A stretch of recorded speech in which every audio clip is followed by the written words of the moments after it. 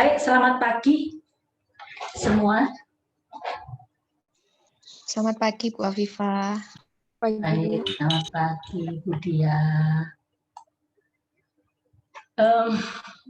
Ini saya sharekan, Bu, sudah bisa direkod ya. Baik, ini saya sharekan flyer mahasiswa. Jadi kuliah HPI ini sudah terakhir. Nah, minggu depan itu ada 3 kegiatan dengan Universitas Kebangsaan Malaysia. Sebentar ya. Oke. Ada 3 kegiatan dengan Universitas Kebangsaan Malaysia. Jadi yang hadir bukan hanya sekedar dosen tamu begitu, enggak, tapi juga diikuti oleh mahasiswa Universitas Kebangsaan Malaysia juga. Jadi campuran begitu. Nah, sesungguhnya kalau tidak ada COVID, ya, tidak ada wabah seperti ini, kan Bu Afifah biasanya mengirimkan delegasi exchange. Mahasiswa, sekumpulan mahasiswa terpilih, begitu Bu Afifah kirim ke luar negeri, Jerman, Eropa, Australia, Hong Kong, gitu, dan mahasiswa asing juga datang ke Indonesia exchange, begitu, pertukaran. Nah, dengan wabah COVID seperti ini jelas tidak mungkin. Sehingga Bu Afifah akhirnya atas perintah fakultas hanya mengadakan dalam tanda petik pertukaran itu ya, secara online. Jadi kalau Anda mengikuti program ini, nanti sertifikatnya akan dituliskan sebagai joint class gitu.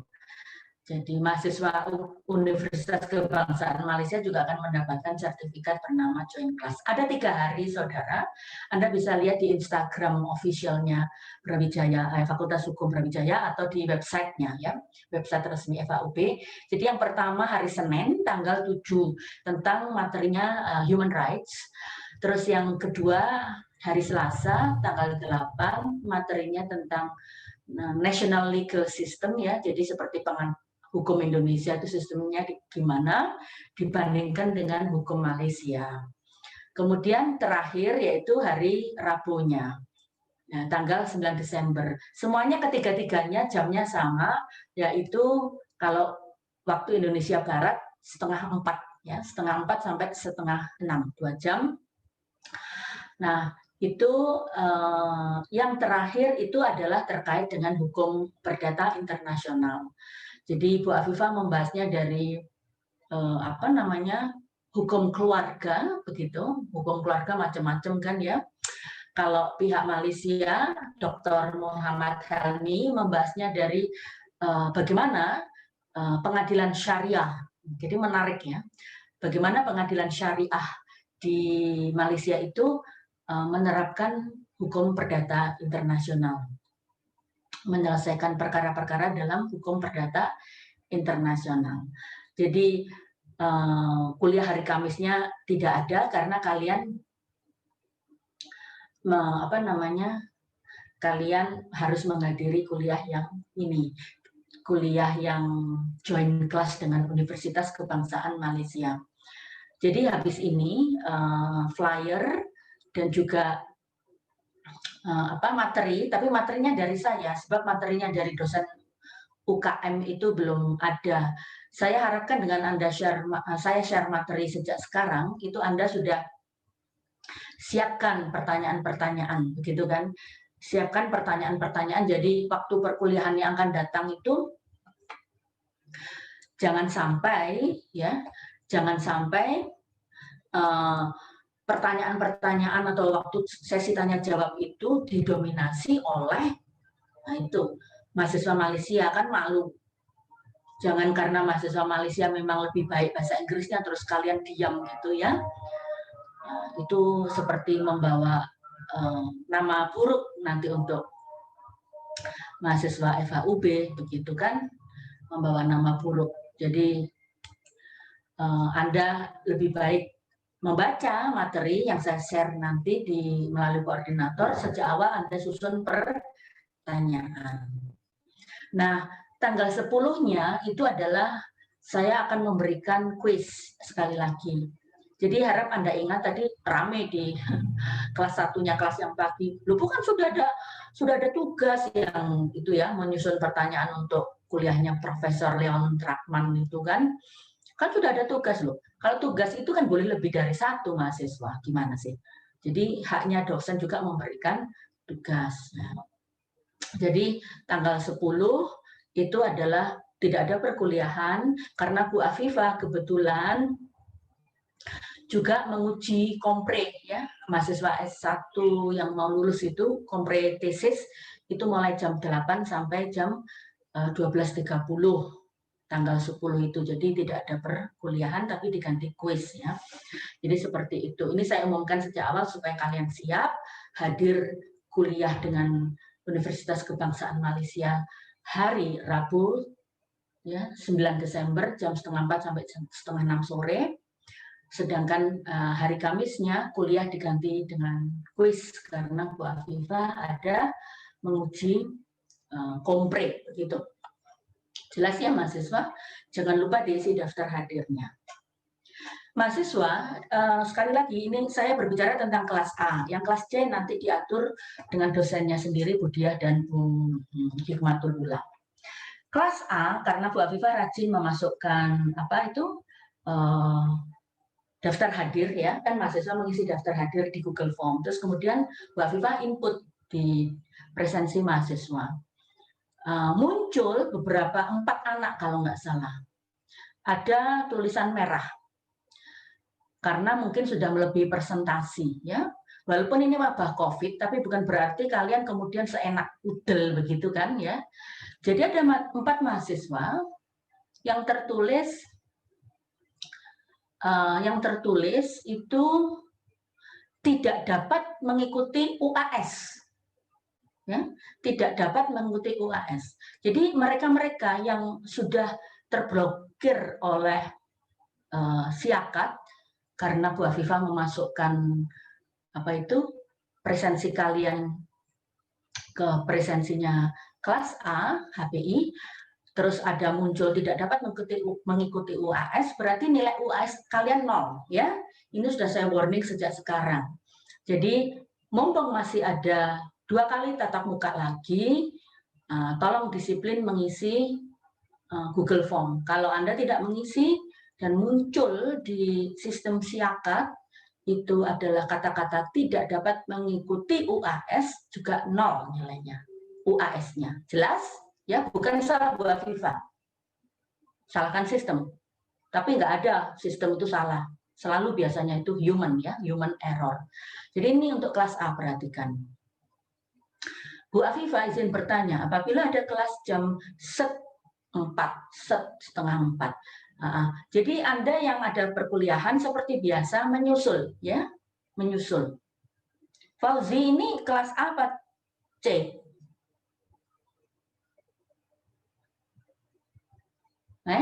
Fauzi, halo. Ya udah. Kelas A, Bu. Kelas A. Oke. Ya. Seperti biasa yang terlambat menyusul ya. Kan ini sampai 5:30. Perkuliahan normal kan 1 jam saja. Oke. Jadi nanti seperti biasa saya edarkan daftar hadir. Rugi sendiri karena daftar hadirnya saudara itu terkait dengan sertifikat. Jelas ya? Jadi kalau Anda tidak hadir ya nggak dapat sertifikat juga.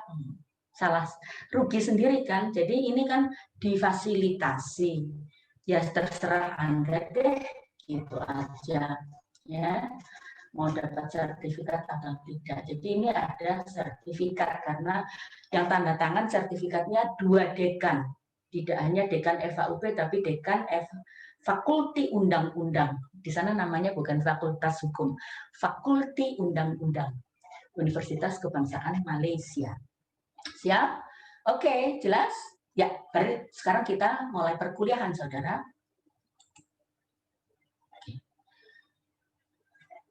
Ya. Jadi sekarang masuk.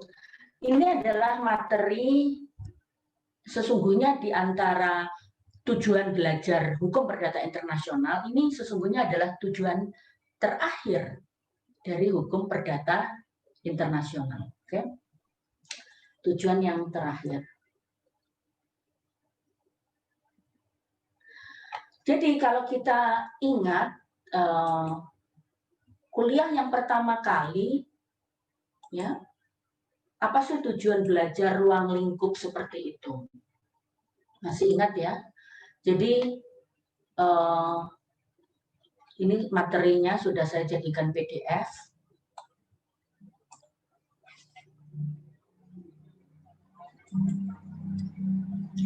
Jadi tujuan HPI yang pertama menentukan yurisdiksi.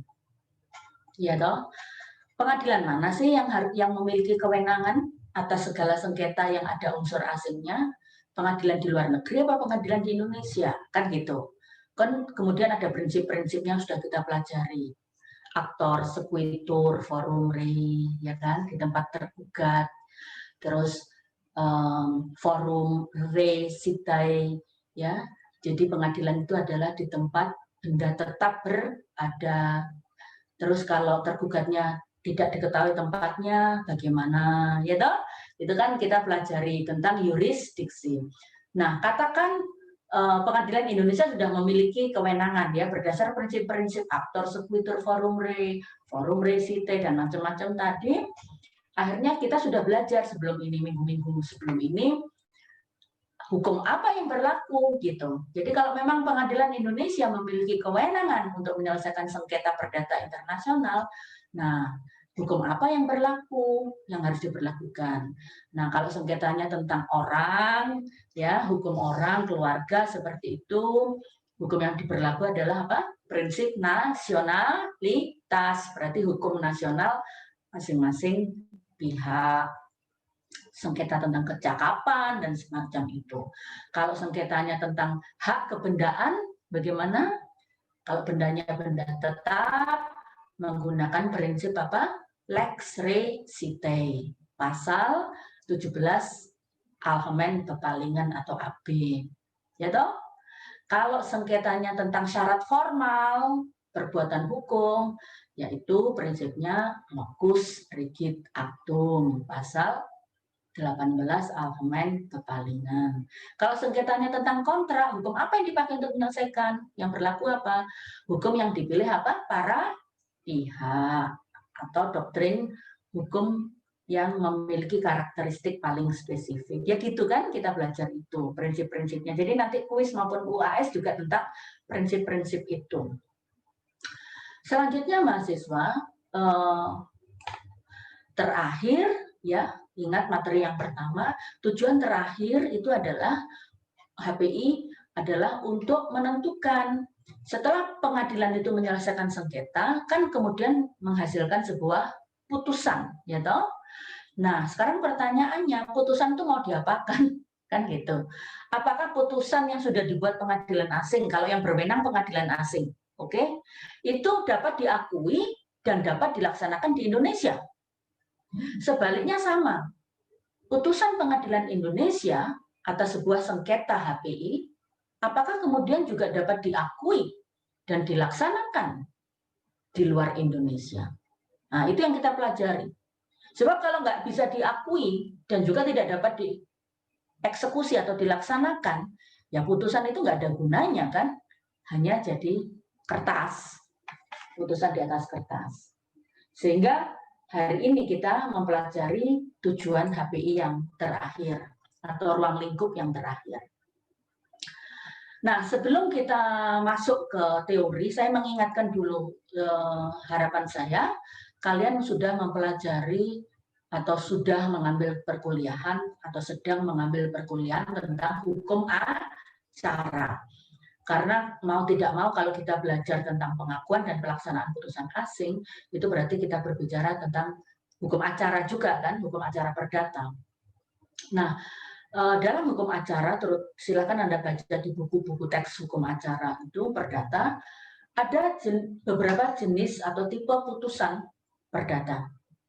Ada yang putusan bersifat deklaratoir, ya.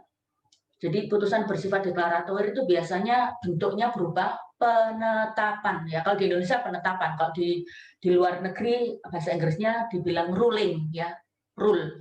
ruling atau judgment. Ya. Biasanya kalau penetapan itu tidak ada sengketa, ya, karena putusannya itu adalah lebih banyak untuk menetapkan bahwa oke, perkawinan ini memang tidak sah sejak awal. Kalau pernikahannya tidak sah sejak awal, berarti si istri atau si suami itu tidak akan dapat harta gono gininya. Nah, misalnya seperti itu.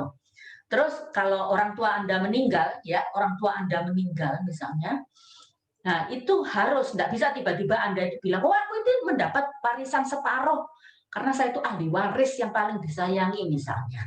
Nggak bisa. Ya, jadi untuk menjadi ahli waris dari seorang yang wafat, berapa besar porsi warisan masing-masing ahli waris, itu harus ada penetapan ahli waris lebih dulu. Kalau yang non-Muslim di penetapannya dari, kalau di Indonesia ya, ini pengadilan negeri. Kalau yang Muslim di mana? Pengadilan agama. Itu contoh dari putusan yang bersifat deklaratif, ya. Jadi lebih banyak bersifat penetapan. Terus ada jenis putusan lain untuk perdata itu yang disebut sebagai putusan konstitutif, ya. Putusan konstitutif itu lebih banyak tentang putusan yang menciptakan atau meniadakan suatu keadaan hukum. Jadi merubah keadaan hukum sebelumnya. Jadi dulu mereka menikah, kemudian dengan putusan cerai, maka perkawinan sebelumnya menjadi bubar misalnya, ya kan? Itu disebut sebagai putusan konstitutif. Nah, putusan konstitutif ini juga ada gugat menggugat kan? Gugat menggugat juga. Oke, nah tapi gugat menggugat ini tidak sanksinya bukan berupa hukuman ganti rugi, hukuman pencabutan hak milik, bukan itu, tetapi menciptakan suatu keadaan baru, ya, dari status suami menjadi status duda, status istri menjadi janda cerai dan seterusnya, ya, termasuk juga putusan pembatalan perkawinan. Ingat kasus aktris itu ya. Siapa itu aktrisnya namanya?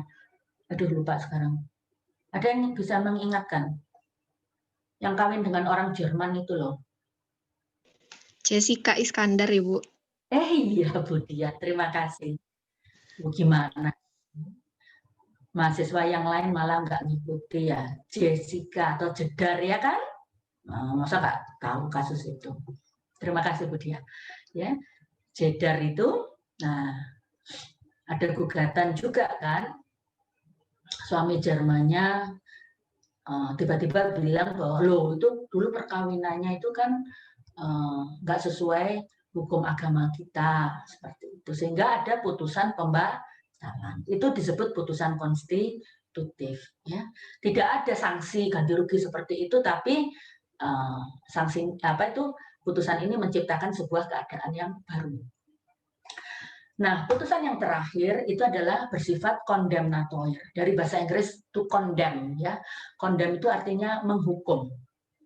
Biasanya itu terjadi karena ada sengketa yang dimana salah satu pihak prestasi, ya, atau salah satu pihak melakukan perbuatan melawan hukum.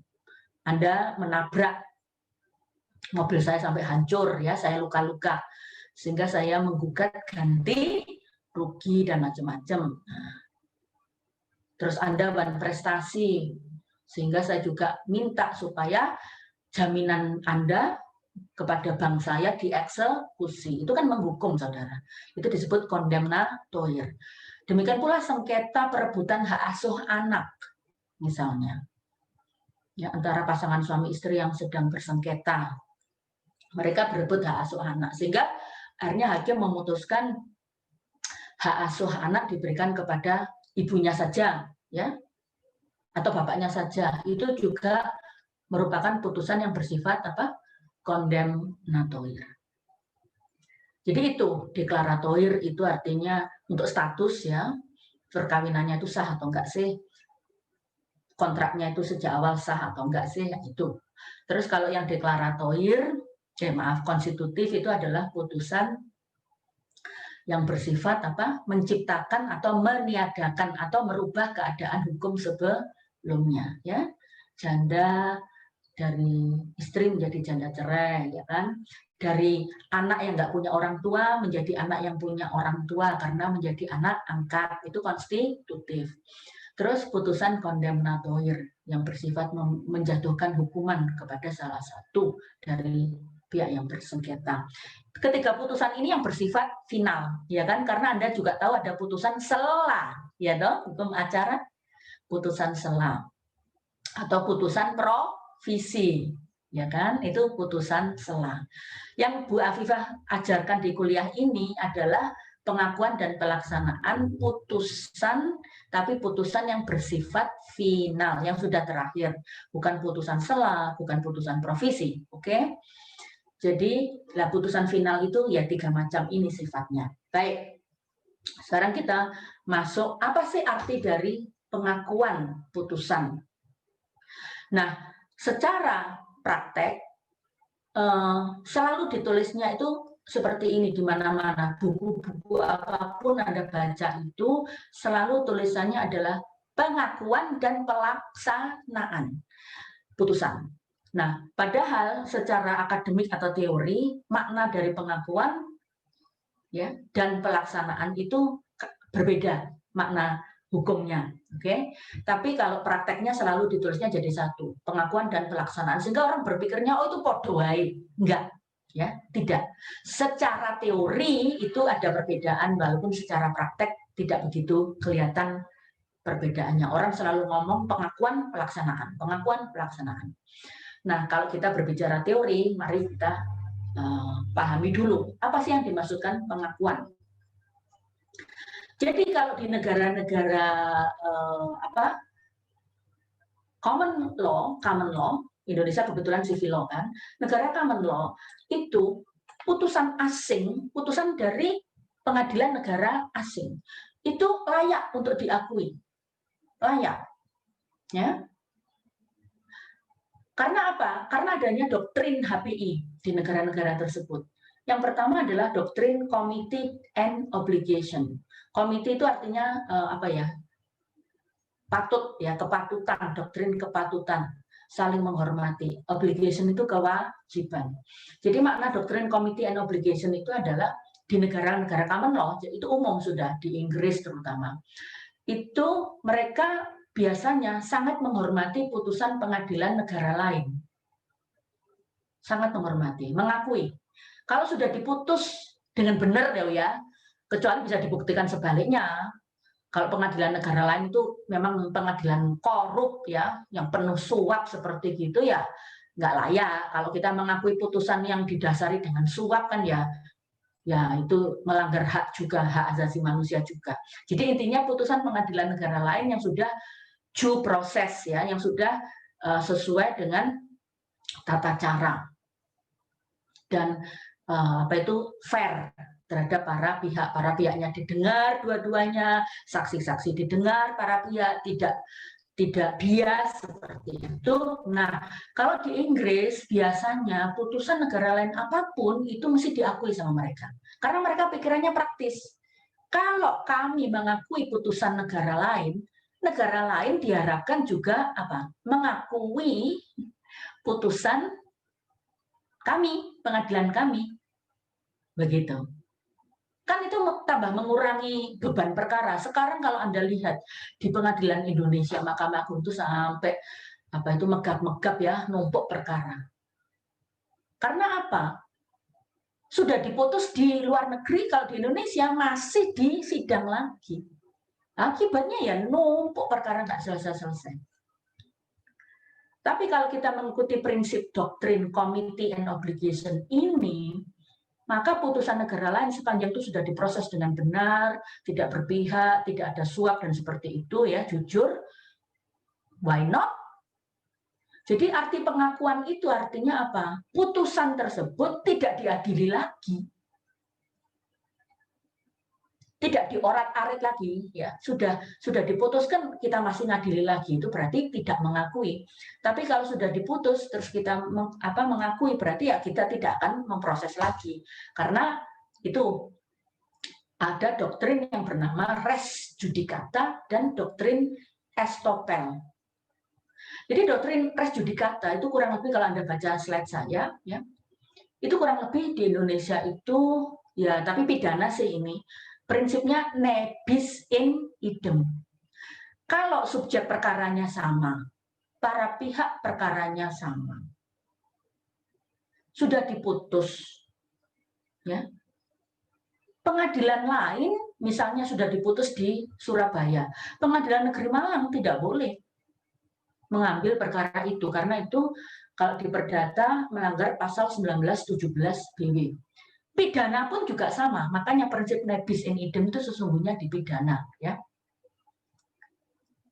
Tapi kalau di perdata yaitu namanya res judicata.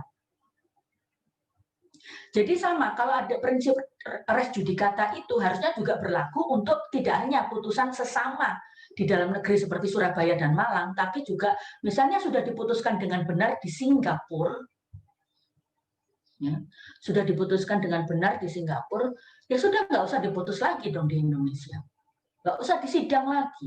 Nah, seperti itu. Itu makna pengakuan putusan asing berdasar doktrin committee and obligation dan doktrin res judicata. Ya. Nah, sekarang itu di negara common law. Nah, sekarang bagaimana HPI Indonesia kan itu? Masalahnya sekali lagi HPI Indonesia belum memiliki undang-undang, baru berupa RUU, sehingga yang dirujuk oleh kita semua sampai detik ini ya masih berupa doktrin jurisprudensi gitu kan, karena belum ada undang-undang. Nah, HPI Indonesia itu kalau Anda membaca buku-buku HPI, ya,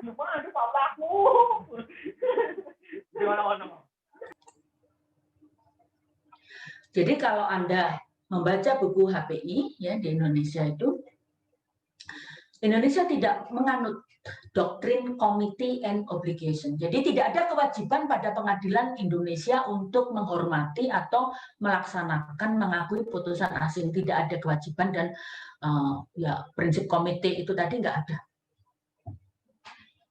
Karena apa? Indonesia prinsipnya lain, ya. Yang poin ketiga ini. Ini agak berbeda dengan slide yang ada di website ya, karena baru saya perbaharui tadi malam. Jadi kalau Indonesia itu prinsipnya adalah menganut judicial sovereignty and territorial sovereignty. Jadi judicial sovereignty maksudnya apa? Kedaulatan yuridis, ya.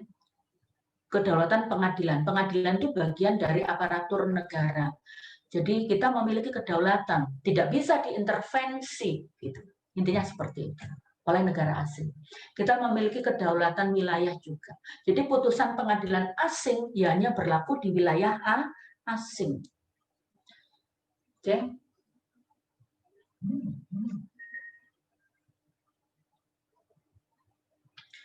Terus Indonesia sesungguhnya menganut res judicata kalau kita lihat di sini.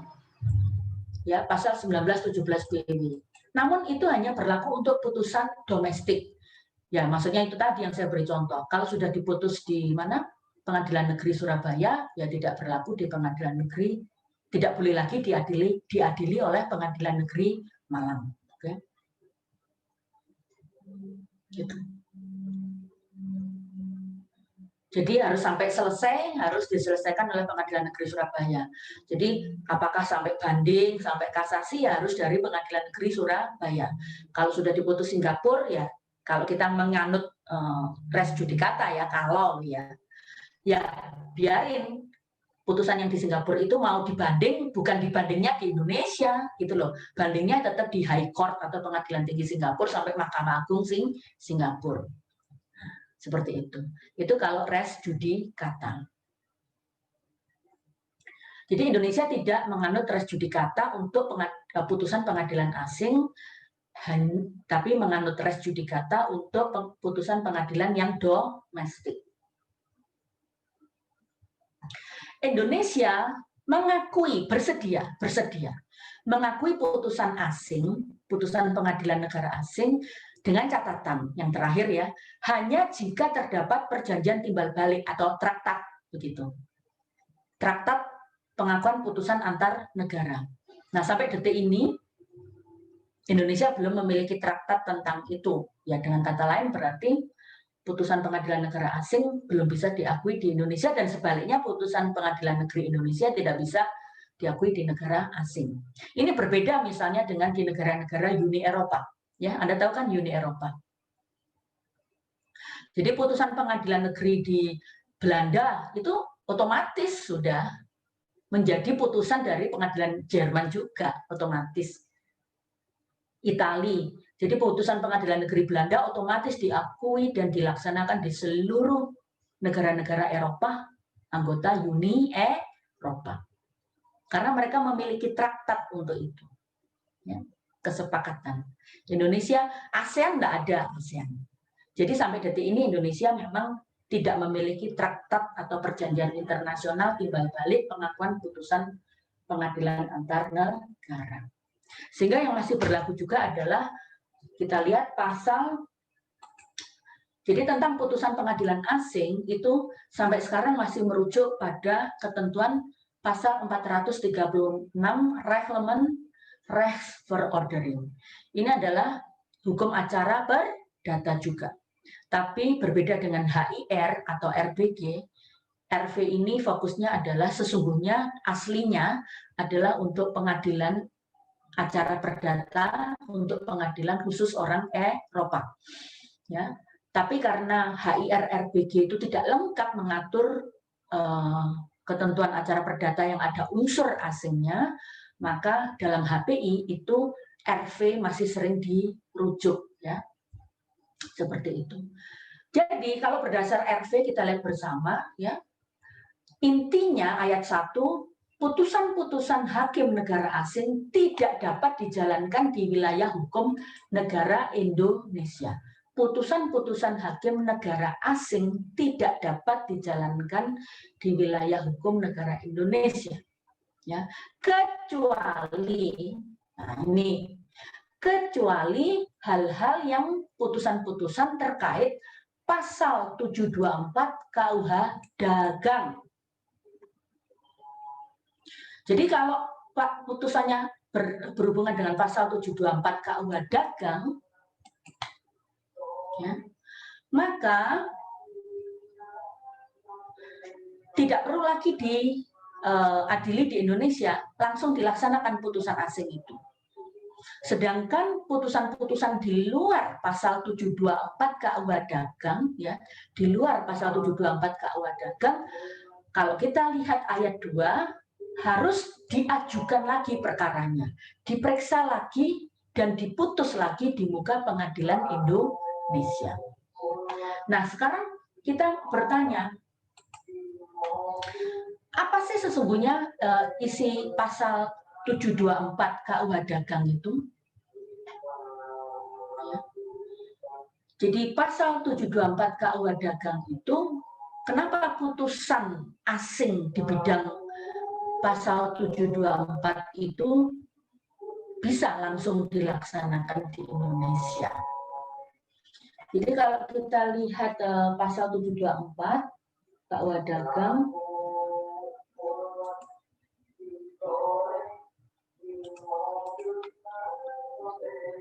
ini ya, itu adalah tentang perhitungan kecelakaan laut, ya, average umum atau general average. Saya kembali ke sini. Jadi intinya ini saya ada gambar ya di sini. Jadi pasal 724 KUH dagang itu mengatur tentang maritime general average. Jadi begini ceritanya. Dalam pengangkutan laut, ya, maritime, pengangkutan laut, tapi bukan pengangkutan orang, ya, pengangkutan kargo, pengangkutan barang di laut, kita bisa saksikan itu sangat umum kejadian ini.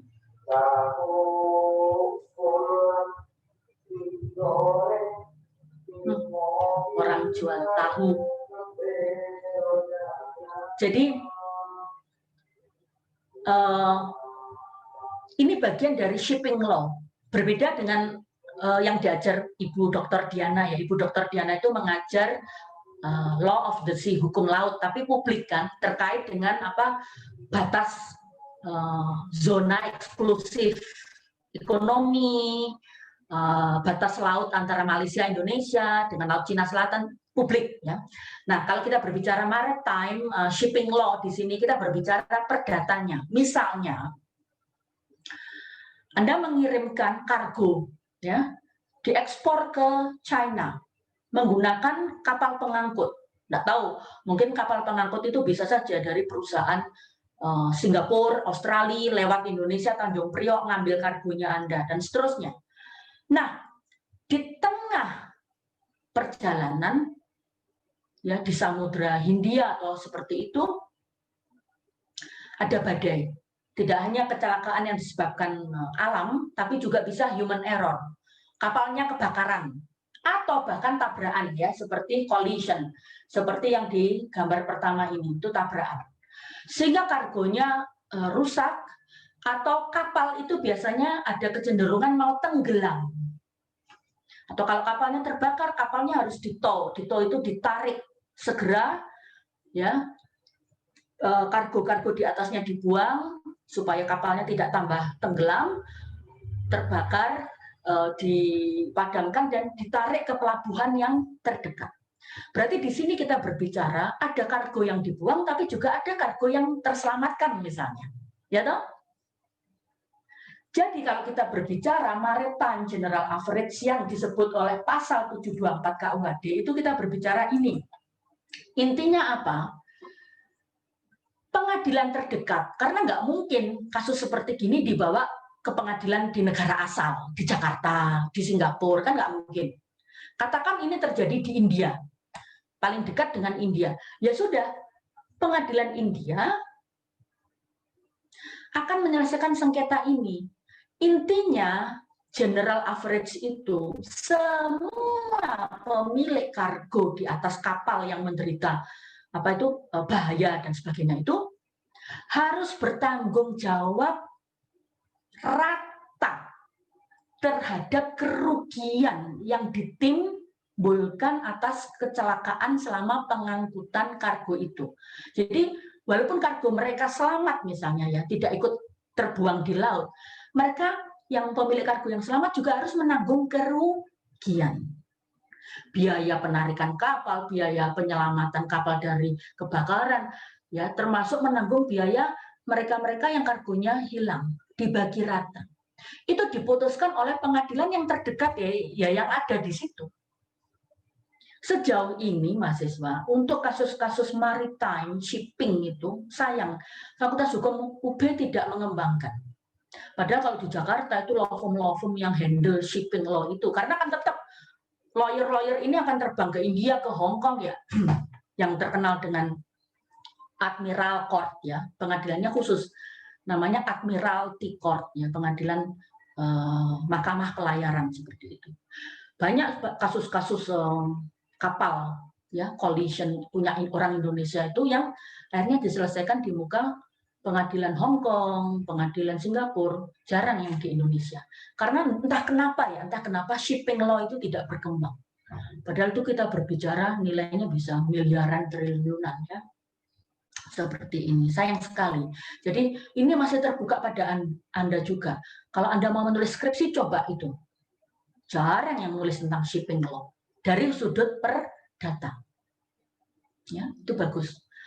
Nah, jadi putusan India tadi, Pengadilan Negeri India tentang pembagian ganti rugi secara merata, itu tadi kalau menurut pasal ya, 724 KUH Dagang, itu dapat dijalankan di Indonesia. Jadi ini perkecualian khusus untuk general average itu yang putusan asingnya tentang general average itu dapat diakui di Indonesia. Seperti itu.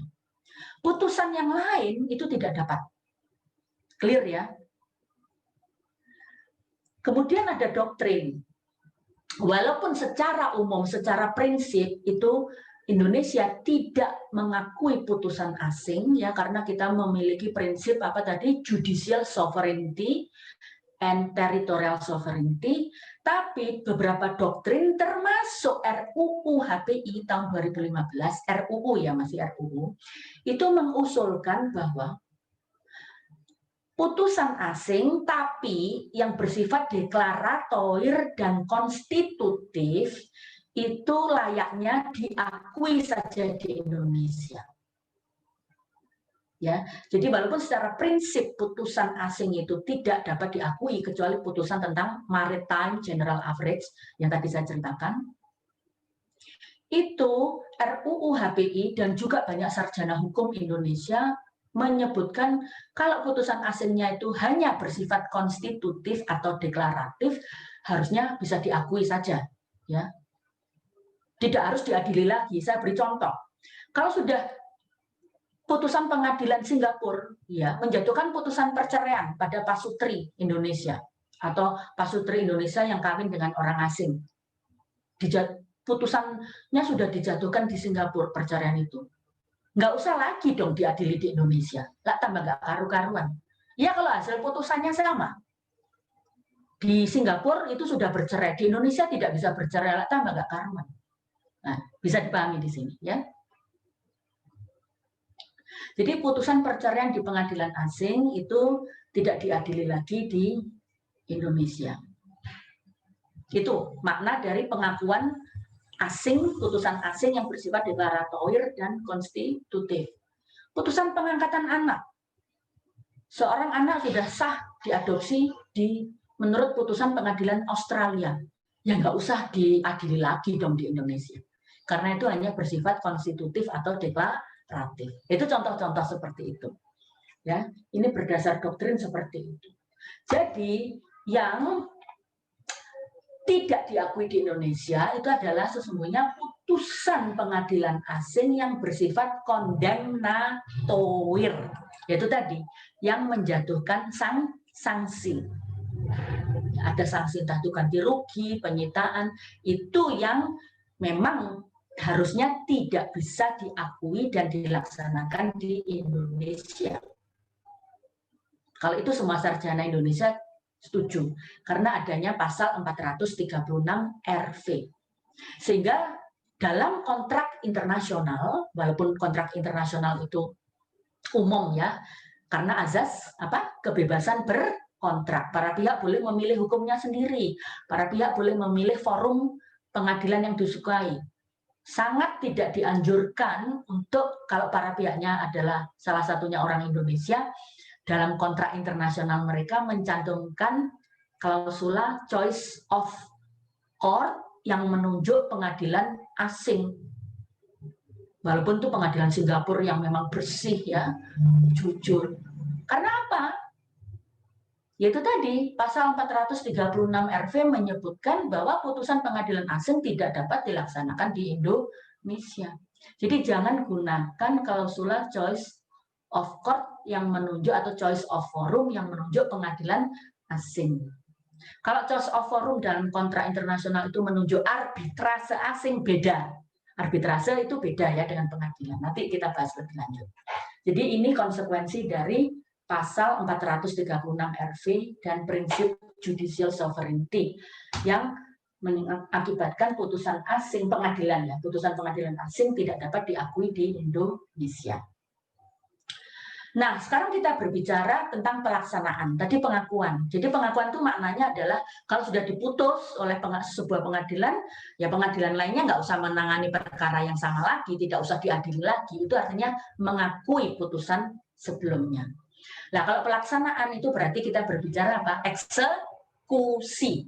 Nah, karena terkait dengan biasanya itu tadi kondemnatoir, adanya sanksi, penyitaan, ganti rugi, ya kan? Jadi untuk putusan yang bersifat kondemnatoir sudah jelas tidak dapat harus diputuskan oleh Pengadilan Negeri Indonesia. Tapi kalau putusan asingnya bersifat deklaratoir, atau konstitutif, maka cukup tinggal didaftarkan saja. Misalnya putusan perceraian dari Singapura tadi. ya tinggal didaftarkan di kantor catatan sipil atau kantor administrasi kependudukan. Keputusan tentang pengangkatan anak ya dari Australia sudah di Indonesia tinggal didaftarkan. Itu bentuk pelaksanaan putusan asing yang deklaratif dan konstitutif. Karena putusan karena Indonesia tidak mau mengakui dan melaksanakan putusan asing, demikian pula putusan Indonesia juga tidak dapat berlaku di luar Indonesia. Berdasar pasal 431 RV, putusan pengadilan di Indonesia hanya berlaku dan berdaya eksekusi hanya di wilayah Indonesia. Jadi sama, kita tidak mengakui dan melaksanakan putusan asing, sebaliknya putusan Indonesia juga tidak diakui di negara asing. Itu sudah diatur di pasal 431 RV. Oke. Jadi itu prinsip pengakuan dan pelaksanaan putusan asing yang dari pengadilan ya, pengadilan asing. Nah, sekarang bagaimana tentang arbitrase? Sedikit berbeda. Nanti kalau Anda mengambil kuliah praktek yang bernama mata kuliah penyelesaian alternatif penyelesaian sengketa. Salah satunya ada arbitrase. Tidak semua sengketa harus diselesaikan di pengadilan ya. Ini Anda perlu tahu. Jadi untuk arbitrase itu sedikit ini. Jadi arbitrase itu berbeda dengan pengadilan sekali lagi. Penyelesaian sengketa lewat arbitrase hanya diperbolehkan di bidang kontrak, ya. Ya, Profesor Leon Trakman masih ingat, ya, profesor dari Australia tanggal 19 November kemarin kan memberi perkuliahan. Jadi misalnya antara investor asing dengan pemerintah Indonesia. Investor asing kan sudah kontrak akan menanam modal berusaha di Indonesia. Kemudian dibatalkan izinnya secara sepihak oleh pemerintah Indonesia. Nah, bisa mengajukan ke arbitrase. Tapi misalnya sengketa perceraian, sengketa waris, sengketa hak atas tanah yang nggak bisa diselesaikan di arbitrase. Jadi hanya yang bersifat kontrak. Jelas? Itu. Karena choice of arbitration itu adalah wujud dari freedom of contract para pihak. Otomatis ya, para pihaknya memilih sendiri untuk sengketanya diselesaikan di muka arbitrase. Ya mereka harus menerima dong putusan itu. Kan itu logikanya. Nah, untuk di Indonesia, dasar hukum kita mengakui dan melaksanakan putusan arbitrase asing, karena di Indonesia juga ada badan arbitrase nasional. Apa namanya? Kalau di Indonesia badan arbitrase nasional, BANI, ya, Badan Arbitrase Nasional Indonesia, disingkat BANI. Walaupun juga ada badan-badan arbitrase lain, misalnya badan arbitrase yang menyelesaikan sengketa-sengketa di bidang bisnis syariah, ya, Basarnas, Badan Arbitrase Syariah Nasional, seperti itu. Ada juga. Ya. Ada yang bersifat badan, ada yang bersifat ad hoc. Jadi arbitrase itu yang jelas pengadilan swasta, ya. Jadi arbitratornya atau wasitnya yang menyelesaikan sengketa itu bukan hakim. Bahkan arbitrator itu ditunjuk oleh masing-masing pihak. Bisa dipahami di sini. Jadi beda sekali. Arbitrase nggak sama dengan pengadilan. Biasanya kalau kita membicarakan materi pengakuan dan putusan pelaksanaan asing, ya,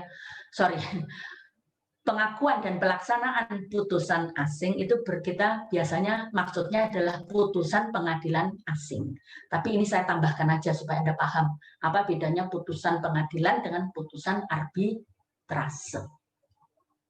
Jadi kalau putusan arbitrase asing itu di Indonesia berbeda dengan yang putusan pengadilan asing. Kalau putusan arbitrase asing, Indonesia mengakui dan juga melaksanakan. Karena dasar hukumnya apa? Indonesia sudah meratifikasi New York Convention 1958 dengan Kepres nomor 34 tahun 81. Ya. Jadi Convention Recognition Enforcement, recognition itu pengakuan, enforcement itu pelaksanaan. of Foreign Arbitral Award, putusan pengadilan asing. Itu disingkat New York Convention 1958. Itu sudah diratifikasi, sehingga otomatis semua putusan arbitrase asing itu harus diakui dan dilaksanakan di Indonesia. Ya, jadi beda kan arbitrase dengan pengadilan. Jadi bagaimana yang dimaksud dengan pengakuan putusan arbitrase asing? Ya. Jadi artinya putusan yang sudah dibuat oleh arbitrase asing, ya, atas perkara dari suatu putusan yang sudah dibuat oleh arbitrase asing, maka perkara tersebut tidak dapat diadili lagi di Indonesia. Tidak dapat diadili lagi di Indonesia. Itu yang disebut sebagai pengakuan putusan arbitrase asing. Dalam praktek, saudara, waduh, pebisnis Indonesia itu nakal-nakal. Tidak hanya level pebisnis swasta, ya, Pertamina, PLN itu juga begitu. Kalau membuat kontrak joint venture dengan investor asing itu sudah jelas di kontrak joint venture-nya itu pilihan forumnya, ya, choice of jurisdiction-nya atau choice of forumnya itu arbitrase asing. Ya masih aja dibawa ke pengadilan Jakarta sana atas sengketa itu. Ya anehnya juga pengadilan Jakarta ya mengadili juga, itu kan nggak karu-karuan. Padahal Indonesia sudah meratifikasi New York Convention. Tapi akhir-akhir ini sudah berubah, ya. Setelah masa reformasi seperti itu, mulai tahun 2010 ke atas lah, sudah ada tren di antara dan pengertian di antara hakim Indonesia untuk menolak mengadili perkara atau sengketa yang para pihaknya memang sudah sepakat choice of forumnya adalah arbitrase. Mereka menolak. Nah, ini berarti menunjukkan bahwa pengadilan Indonesia mengakui arbitrase atau putusan arbitrase. Sekarang bagaimana tentang pelaksanaan putusan arbitrase asing, pelaksanaannya? Jadi kalau pelaksanaan beda, kalau pengakuan yaitu tadi, ya intinya tidak mengadili lagi hal yang sama, itu berarti mengakui putusannya arbitrase atau pengadilan asing gitu kan. Kita berbicara pengadilan.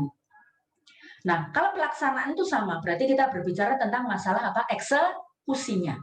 Kita ingat arbitrase itu adalah swasta. Mereka bisa menjatuhkan putusan, tapi mereka arbitrase sendiri tidak bisa mengeksekusi putusannya.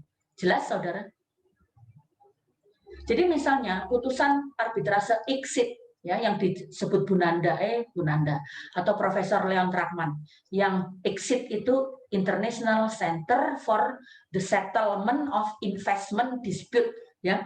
Jadi pusat arbitrase internasional untuk penyelesaian sengketa investasi. Menjatuhkan sanksi misalnya, menjatuhkan putusan. Nah, aset-aset dari pihak yang kalah ada di Indonesia.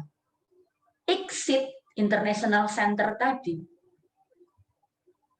nggak bisa datang ke Indonesia mengeksekusi sendiri putusannya, nggak bisa, karena mereka tidak memiliki daya eksekusi. Jadi untuk pelaksanaan tetap harus mengikuti hukum acara perdata, ya, di negara setempat. Siapa yang memiliki kewenangan untuk mengeksekusi? Misalnya kalau di Indonesia ya jurusita misalnya, ya. Terus pengadilan setempat harus mengeluarkan penetapan pelaksanaan putusan, ya kan? Namanya eksekuator. Eksekuator itu memerintahkan jurusita mana yang mengeksekusi. Kalau asetnya ada di Jogja, ya harus jurusita di Jogja. Prosedurnya seperti itu. Itu namanya pelaksanaannya. Untuk itu diatur di Perma, ya, ada permanya untuk putusan arbitrase asing. Perma nomor 1 tahun 1990, terus Undang-Undang nomor 30 tahun 1999 tentang arbitrase, dan HIR, ya. HIR, kalau Anda baca HIR, mengambil mata kuliah acara perdata, akan mengatur detail tentang proses eksekusi. Ya harus mengikuti itu. untuk pelaksanaannya. Oke, jadi ini terakhir saudara, saya sudah menjelaskan perbedaan apa pengadilan negeri asing dengan putusan pengadilan negeri asing dengan putusan arbitrase asing. Kalau putusan arbitrase asing boleh diakui dan dilaksanakan karena kita sudah meratifikasi apa New York Convention. Tapi kalau putusan pengadilan negeri asing, tunggu dulu. Kalau itu terkait dengan Maritime General Average, pasal berberapa tadi 724 KUHD, itu bisa diakui dan dilaksanakan. Tapi kalau putusannya bersifat kondemnatoir, bukan pasal 724, tidak bisa. Kalau bersifat konstitutif, ya, konstitutif, deklaratif, itu masih bisa diakui. Tapi karena ini masalahnya. Kalau 724 KUHD kan jelas tertulis di undang-undang. Jelas ya, jelas tertulis di undang-undang. Pengadilan Indonesia patuh, nggak akan mengadili lagi sengketa itu. Sengketa tentang pembagian apa ganti rugi secara merata, nggak atur lagi. Nah, yang Bu Afifah pahami, ini penelitian Bu Afifah sendiri, karena putusan asing yang bersifat deklaratoir dan konstitutif itu kan sarannya diakui saja, ya toh, tidak usah diadili lagi. Tapi itu kan bukan undang-undang, itu kan masih doktrin, ya, atau bersifat RUU. Nah, akibatnya banyak, ada beberapa pengadilan di Indonesia itu mengadili lagi, padahal sudah diputus misalnya perceraian itu di Tokyo. Pengadilan agama di Indonesia, nggak tahu di daerah mana, itu mengadili lagi. Berarti kan nggak mengakui putusan perceraian yang bersifat konstitutif di Tokyo itu. Nah, alasannya ada yang bilang begini, ya nggak bisa berbuat apa-apa karena memang tidak ada undang-undangnya. Ini bagus untuk Anda jadikan penelitian. Bagus ini. Sebabnya apa? Nah, bagaimana kalau putusan perceraian itu beda? Kan bahaya, ya toh. Tapi nyatanya di Indonesia itu terjadi. Karena mereka berkata, hakim-hakim di daerah terutama, bilangnya begini, loh, kalau putusan asing pokoknya putusan asing. Itu kan tidak bisa diakui dan diadili. Diakui dan dilaksanakan ya. Jadi kita mengadili lagi. Itu yang pertama. Terus pengadilan agama itu seringnya bilang begini, putusan cerai di pengadilan negeri yang sekuler di negara Tokyo, Singapura, itu kan tidak sesuai prosedur agama Islam, seperti itu. Jadi mereka menggunakan alasan itu juga. Kan tidak ada seperti talak, seperti itu. Jadi beberapa pengadilan agama di daerah itu menolak untuk mengakui putusan cerai yang sudah dijatuhkan dengan benar di negara asing. Yaitu tadi, karena alasannya, ya pokoknya putusan pengadilan asing nggak diakui. Ya gimana? Memang kan yang tadi Bu Afifah sebutkan, yang tertulis di slide yang sedang Bu Afifah buka itu kan memang dari doktrinnya. Ya terserah hakimnya akhirnya. Gitu. Kalau di Bu Afifah yang pelajari itu di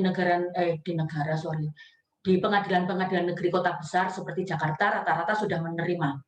Pengadilan negeri Jakpus itu ya Jakarta Pusat sudah nggak mau lagi ngurusi, sudah diputus di ya untuk yang deklaratoir dan konstitutif. Dan mereka merasa terbantu, saudara, mengurangi kasus. Jadi kalau putusannya itu bersifat deklaratoir konstitutif, ya mereka mengiyakan gitu aja. Mereka menolak untuk mengadili lagi. Jadi mereka mengakui putusan asing yang konstitutif dan deklaratoir. Tapi berbeda di daerah-daerah. Di daerah-daerah, apalagi pengadilan agama itu nggak mau, masih menolak. Jadi mereka nggak mau mengakui, mengadili lagi. Itu terjadi. Ya, karena itu tadi, memang karena belum ada undang-undangnya. Jadi memang menarik untuk HPI itu, kasusnya sudah banyak sekali, tapi kekosongan hukum. Jadi kita masih pakai doktrin seperti itu. Silakan Anda analisa. Kalau Anda mau penelitian tentang ini, bagus. Jarang, jangan, aduh video game aja yang diteliti Bu Afifah itu kan juga ngajar haki toh. Belenger saya itu video game, konsol yang gitu-gitu, aduh sosial media, aduh belenger saya diulang-ulang tentang itu. Ya, coba penelitian tentang itu tadi, maritime general average, nggak ada. Shipping law itu jarang. Padahal kasusnya banyak kan, pengusaha Indonesia yang menderita kecelakaan kargonya. Ya, terus ini putusan-putusan pengadilan sudah diputuskan di negara asing, di Indonesia masih ya waduh lah repot. Nah ini.